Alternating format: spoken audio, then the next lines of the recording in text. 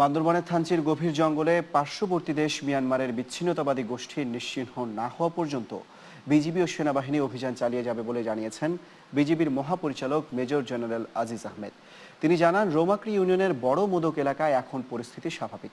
Myanmar সেনাবাহিনীকে border seal করে দিতে বলা হয়েছে এবং তাদের অঞ্চলে আরাকান লিবারেশন পার্টি ও আরাকান আর্মির বিরুদ্ধে সে দেশের সেনাবাহিনীও অভিযান চালিয়ে যাচ্ছে। এসব দুর্গম অঞ্চলে নিরাপত্তার জন্য আরও বিওপি স্থাপনের কাজ চলছে বলে জানান তিনি।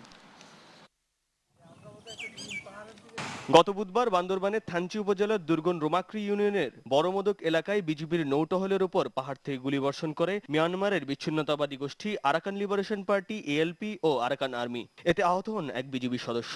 এরপর সেখানে বিজিবি ও সেনাবাহিনী তাদের বিরুদ্ধে যৌথ অভিযান শুরু করে। প্রায় 5 ঘন্টা থেমে থেমে গুলি বিনিময়ের পর বাংলাদেশের সেনা ও বিজিবির যৌথ অভিযানে বিকালে মিয়ানমারের বিচ্ছিন্নতাবাদীরা পিছু হটে।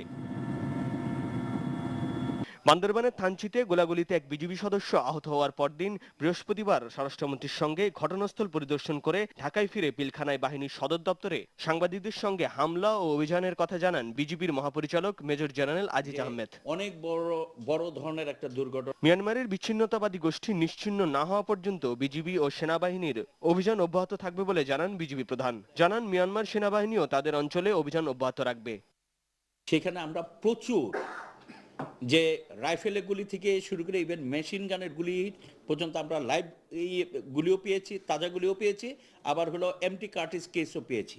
আমরা আলামত যেটা দেখেছি এবং স্থানীয় লোকজনের থেকে যেটা আমরা তথ্য পেয়েছি, তাতে ধারণা করা যায় যে 8 থেকে হয়তো 10 জন যে আরাকান আর্মির সদস্য তারা আহত হয়েছে। আমরা যতদিন প্রয়োজন মনে করি সেই এলাকাতে আমরা অপারেশন কন্ডাক্ট করে যাব। থানচিতে আরো বিওপি স্থাপনের কাজ চলছে বলেও জানান তিনি। এরকম মাঝে মাঝে ওরাও হয়তো বলে যে আমাদের এখানে অপারেশন করে তোমাদের এখানে চলে যায়, আমাদেরকে এগুলো হলো ডাইজেস্ট করতে হচ্ছে, রিজন বিহাই আমাদের ওখানে পার্মানেন্ট নাই।